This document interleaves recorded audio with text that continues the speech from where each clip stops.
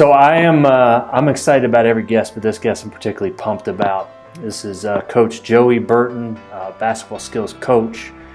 We both agreed. I mean, trainer just doesn't do the justice when it comes to this guy. I mean, he's been at the NCAA levels, coached at Mississippi State, works with youth all the way up to NBA players. And he's worked with Glenn Robinson III there at the Pacers, Yogi Ferrell at the Mavericks, Evan Turner, Portland Trailblazers, and just tons of players. So thank you so much, man, for joining us here. It's my pleasure. We've been trying to connect for a while, and I'm glad we're able to set a date and time and get this interview in. Absolutely, man. So obviously we're talking about mental toughness. Let's get into it. What is mental toughness when it means to you, Coach? Mental toughness actually is something that I've had to kind of come along to and learn more about. I guess when I was coming up, we never really talked about mental toughness, and a lot of times it was viewed down upon if someone would say, we need to maybe train their mind. It was just always a thing of, be tougher, or, you got to work harder, and these things. But there's, as I've studied it, and at Mississippi State, we actually brought a guy in. It opened my eyes to the importance of mental training. Just like you would train your body, your mind needs to be trained. And so from that point on, I started to study more. I started to look into it more and seeing how I could use mental toughness, the development in my field of training or developing players and help them reach their potential. And so for me, ultimately, it boils down to being able to stay at the process that you have planned out or that you believe will get the long-term results. And it doesn't, mental toughness is not getting too low when things aren't going your way, and it's not getting too high when you experience those victories, because those are all part of the process. And when you're mentally tough, you're able to take the lows and the highs and digest it. You could say digest it into what it's going to do for your long-term results and what you ultimately want to achieve. So it could be a lot of things. It's grit, it's character, it could be determination, perseverance, and it's something that's important because as I work with players and becoming more and more individual in my approach with basketball rather than a team concept, I've really gotten to see the ups and downs of what players have to go through. This past training camp, Glenn worked extremely hard this entire summer. We spent countless hours in the gym on top of what he was already doing that was required by the Pacers for this moment. Paul George was traded to Oklahoma City, and this is an opportunity for him to really prove and cement himself in the league. And within a week of training camp, he has an ankle injury, needs surgery, and he just came back a week ago. And that was a time that was very low for him, and that was a great way to display mental toughness for him and to be able to use some mental toughness techniques of focusing on that long-term goal. What's the long-term goal? What's the long-term result that we want to achieve? And how can we respond to this low point, to this obstacle, to this adversity? Yeah, absolutely. I like what you said there. That's about never getting too high and then never getting too low, and that consistency is obviously huge. When it comes to like the it factor, because I think you and I are both in agreement, like mental toughness can be a couple different things with different people. I mean, when we're faced with adversity, how we respond. When we're under pressure, how do we do? When it comes to that it factor, when you hear that, what's something that you kind of look for in players, and if they have that it factor? I really look at how they respond to adversity. When it comes to basketball, when I work with a player, I want them to feel comfortable making mistakes. It's amazing how many players don't want to make any mistakes. And I have to sometimes train them and remind them that mistakes are okay. And when mistakes start to happen, to see their frustration level. Players that have that it factor understand that the mistake is a part of the process of developing the skill that is needed. and they don't get frustrated. They just keep going again and again until they can't get it wrong. Players that aren't with that it factor, don't have that mental toughness, will start to really show a lot of negative body language, might start to, mumble under their breath, and because they can't get it. And that's a big thing in my workouts that I look for. And I try and place players or athletes in a position to see that, to see how they're going to respond to something that we're trying to add to their game that they don't currently have. And that's a big it factor, is how they respond to adversity. And, if I go evaluate a player comes and asks me to come to their game and I go watch them, I'm not looking, at what they do after they make a big shot. I'm looking at what they do after they make a bad play, a mental mistake, an effort mistake. And does that mistake lead to another mistake and then another mistake? Or do they play, like I said earlier in the definition, do they not get too high and not get too low and are able to play the game forward? So a big it factor really is, for me, is based upon how they respond to failure. Not how many shots they make in a row, not how many great moves that they can make in a workout, not how many times they can go through a rep without making mistakes, but how they respond to a failure is really indicative to me on how they're going to be able to grow and develop their game. That's excellent. So on that same note, Coach, so one of the things that, obviously to go through adversity, to go through failure means that we're failing, we're messing up, we're struggling. Nobody wants to go through that stuff.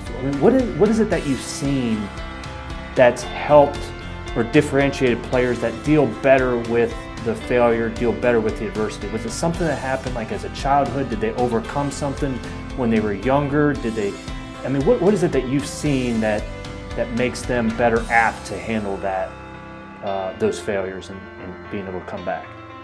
It's funny. I had some siblings that worked with me. They're both very good basketball players, and total, same upbringing and totally different approach to how they handled failure. And one thing that really was the main difference is their focus and commitment on that long-term result. What was their ultimate goal, and what were they willing to do to achieve that long-term goal? And that's a big thing.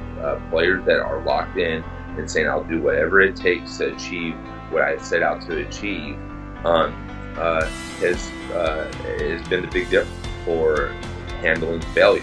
And it's just a part of the process. And so, like I said, with the siblings, one's a brother. He wanted to be a Division I athlete, and he was willing to do whatever it took. And we spent hours and hours in the gym. The other sibling was already a Division I athlete, pretty much just off the natural talent. And when things got harder, because it was so easy for her to be able to achieve, it became at times tough for adversity and to handle that failure that comes along the way. And so I don't think it's upbringing. I don't think it's socioeconomic factors. I don't think it's where you were born. That might have a little bit of play in it, but I really think it's the same thing as always. It's your long-term goal. What's the goal that you have at hand, and what are you willing to do to achieve it? Nice, man. I like that. Yeah, that's good. And then it's always obviously get back to your why. Why is that your goal? And all those factors. Yeah, actually huge. Coach, one of the things that I'm always big about is I always believe in these hinge moments. That one person, that one shot, one game, one decision that makes all the difference in our lives. We just don't know when that's coming. Can you share with us what's been a hinge moment that's happened in your life? A hinge moment for me is just moving up here from Mississippi. I was coaching college basketball. Head coach retires, and they bring in a new staff, so we're left without a job. And I really wanted to stay in college basketball, but not the right opportunities that I really wanted presented themselves. I met a man up here by the name of Ed Schilling, who now is an assistant coach at IU, and he gave me an opportunity to come up here and jump into skill development. And before that, I was always intrigued about helping players. I thought one of the things that I could do to show a player that I cared was to spend time with them before or after practice and pour into them as an individual. And I feel like if they saw that when I was coaching, and they saw that I was spending time with them and developing them, that then I could ask more of them when that time came. So I spent a lot of time working with them, in the coaching realm. Well, now I had an opportunity to really just do full-time skill development, and Ed Schilling is considered one of the best skill development coaches in the nation, and he had a lot of connections, and I felt like it was going to be an opportunity for me to learn, become better at skill development, and also an opportunity through working for him maybe to get a job back in college. 7 months after I came up here in the fall of 2013. 7 months later, Ed had a great opportunity to work for Steve Alford, his really good friend for 25 years at UCLA, and he took that, and he said, "You can continue to do what I'm doing," and I had really no other options but to do that. And at that moment, that became my Hinge moment, because I was able to start doing things on my own. I was able to start to really evaluate how things were done, with Ed and what I've done in the past. And we talk about failure and adversity. When I started to take over by myself, we lost gym space. We were working out of a field house in Fishers, Indiana. Mm-hmm. That sold just about the same time that Ed left. So the new ownership wanted to bring in somebody else to do their basketball development. And a church we were using was going under construction. They needed to use the gym on our days that we were using it for extra room and extra meeting space. So a lot of my gym space in these prime areas started to dissipate, and I had to make it work. And I was coaching high school basketball at Park Tudor High School here, and I was able to maintain that gym and use that gym space. But two factors happened with that. Is that it put me out of the prime area, and a lot of people were coming because of Ed's reputation and because of what Ed was able to do, which was terrific work. They didn't really know me, and so it slowly but surely kind of declined in attendance. And so I had to, I was frustrated. It was probably the lowest time of my life, and I had to figure out what can I do to start making a name for myself in the local areas, and start to build this back up. And so it took a long time, but I started really focusing on shooting and teaching players how to shoot, getting players to improve their shooting mechanics, and I just said that's what I'm going to become known for. And I kept working, and I kept working, and I kept working, and it took about 2 years before I really got a higher level client. I kind of joke now I'm working with NBA players, but 5 years ago I couldn't even get a high school player to come to the gym with me. And so talking about mental toughness, I had this long-term goal. Like, I wanted to get back into college basketball coaching at the time. I didn't want to go back into maybe a corporate job or anything. I love basketball. I love impacting players. And I just really buckled down and said, whoever wants to work with me, I'm going to give them my best. And that's what I did. And it just, I was lucky to be in a good high school program. Took one player that a lot of people thought that, he's not gonna make it. He's not gonna be that Division I player that he wants to be, and he couldn't shoot. That was the biggest factor. Was a guy by the name of Bryce Moore, and it's funny, he made 3 threes his sophomore. He shot 3 threes his sophomore year, made one of them.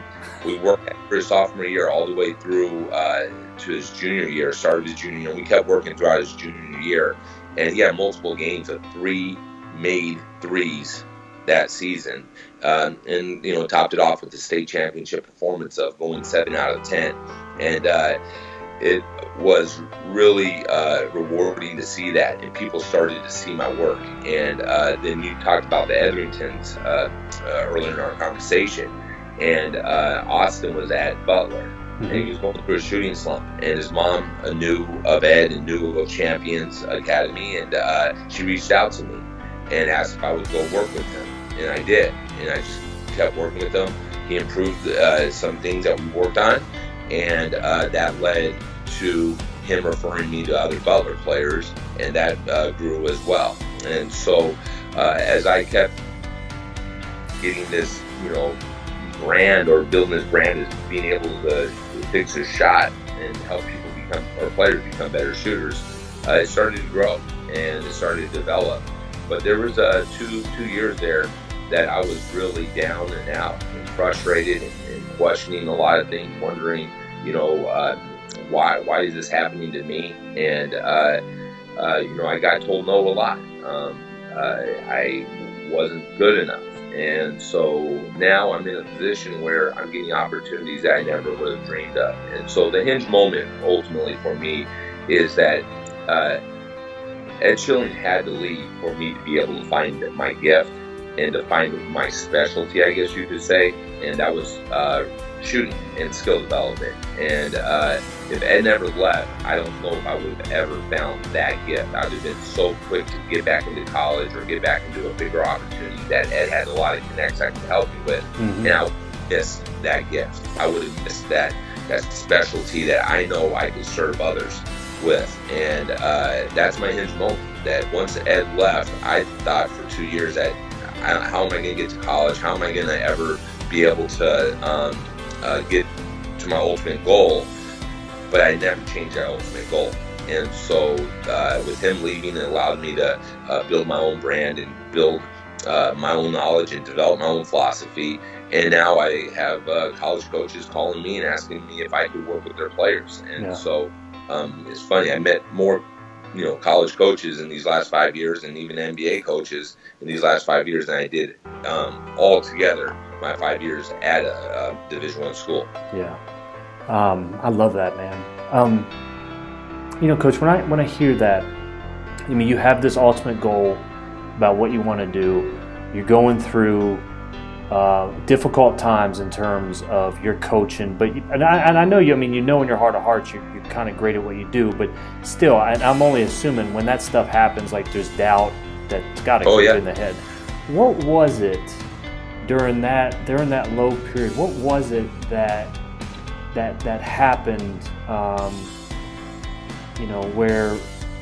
Where you knew this is. I'm on the right path. This is what I'm supposed to be doing. What was it? It really it was a number of things. I started, as I worked with higher level players, I started to really see the things that we worked on were translating, and the things that we were doing in I like to say, without the lights being on, they were being used when the lights were on. On some very big stages, and that really solidified that I'm doing the right things. I'm working on the right things with these players. And what I had to do was take out the recognition part of it. I had to take out the recognition of who's going to notice what I'm doing. And all I had to really remind myself is the players know. The players know.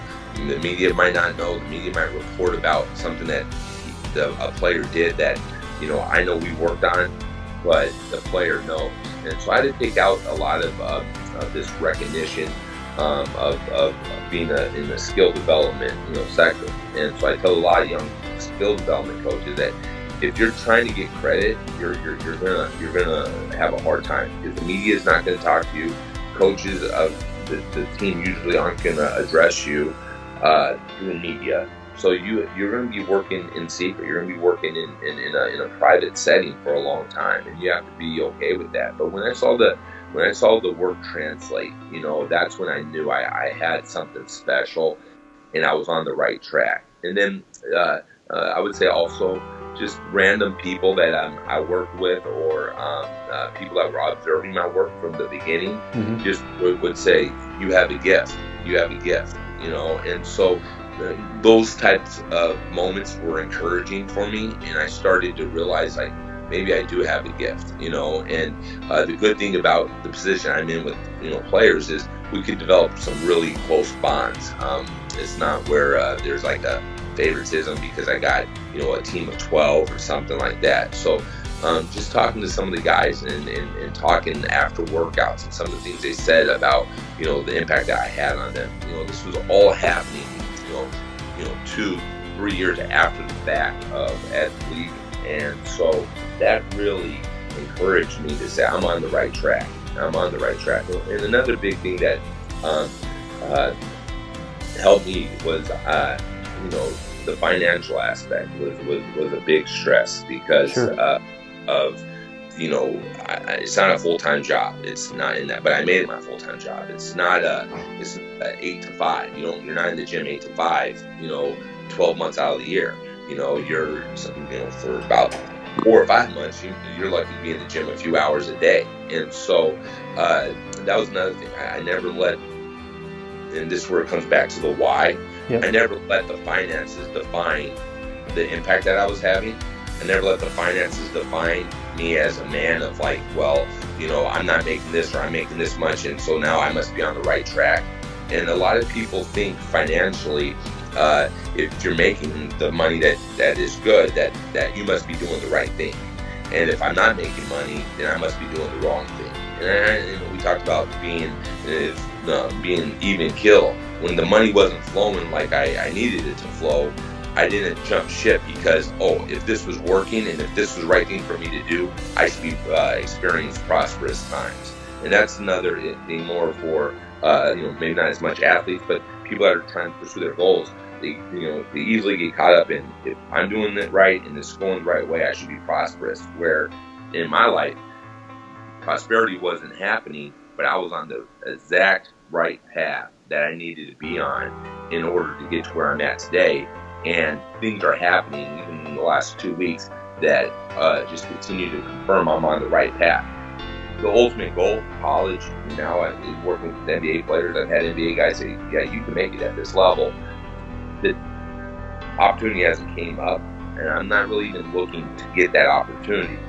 All I've learned is to handle the process day by day, and opportunities will continue to come at the right time and when they need to come. And so that's kind of the whole gist of my Hinge moment. And, but it really started once, this Ed Schilling, who's a great coach. I learned so much in 7 months. I learned more from him in 7 months than I did from the coaches previously, the coaches I played for. So it was an honor to be able to have that 7 months with them. But with him leaving, it allowed me to start developing my own philosophy and started to be able to develop my own way. Yeah, man, that's such a fantastic line, man. I totally agree with that. And it's always getting back to that process, right? And then just trusting God with the rest. Yeah, exactly. So in all the lives that you've impacted in the coaching that you've done, what is it that, if you could share one piece of information in terms of, if there's a parent watching this or even a coach or an athlete or just, everyday life, what is it that you think that somebody needs to do in order to build that mental toughness piece? I really think that, like I said earlier, just accepting failure, allowing it to happen, being okay that it does happen, and then evaluating how you respond to it. And that's the biggest thing. I just see that happen so much, is that failure is going to happen. Unfortunately, with the kids that I train and the kids that I work with, unfortunately, I see too many parents try and keep them away from the failure, or try and go forward in front of them. And how can I get them to stop or not experience this failure, or not experience the hardship that I experienced? I don't know where that came from, but I feel like parenting today is where I don't want my kid to feel what I felt, and that would be a successful parent, and then that's not the case. And so if for players to, I would say, accept failure, give your best, knowing that giving your best. I like to say, surrender the result. Do everything you can to be successful at what you set out to do. And if it doesn't happen, you can look back and say, I gave it my all. Yeah. And that's how I look at my time at Mississippi State. I tried to, advance, it didn't happen, but it wasn't because I didn't give it my all, and I was okay with it. I don't have any bitterness towards anything that happened there.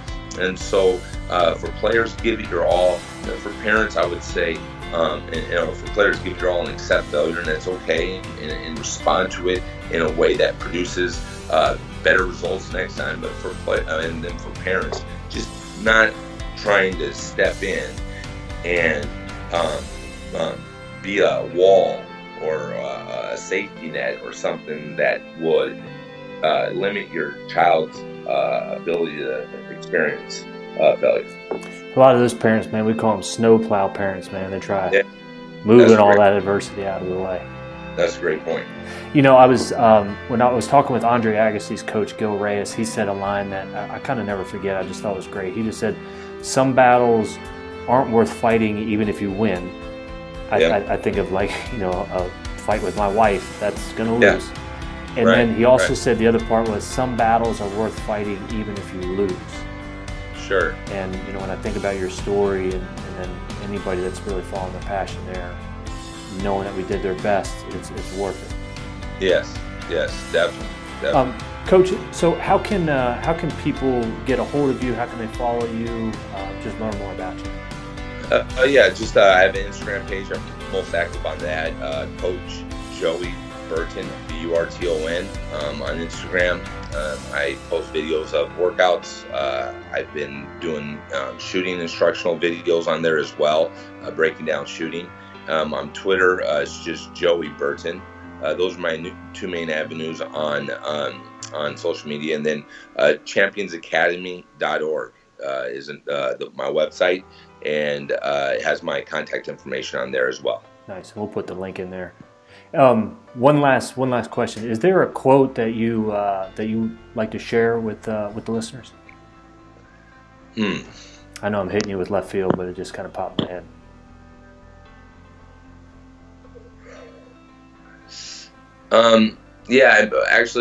My grandmother, I lived with her for 10 years of my life, and she always told me passion is a prerequisite to success. And I've found that to be true over the years, that your passion will lead you to the success that you need if you truly love something and are committed to something. It's nice, man. That's going to be the title of the podcast there, man. There we go. Thanks so much, man. I appreciate it. All right. Have a good one.